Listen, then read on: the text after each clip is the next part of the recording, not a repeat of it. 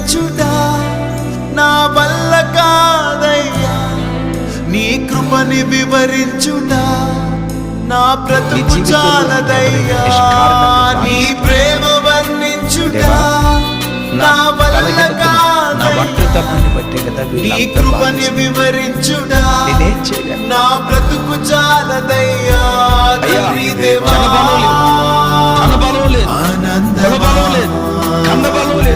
ఏ బలం లేని నా బ్రతుకులో నాకు ఎక్కడా న్యాయం దొరకట్లేదయ్యా అని అన్యాయానికి గురై మనుషుల యొక్క సూటిపోటి మాటల చేత మానసికంగా కుమిలి చెల్లి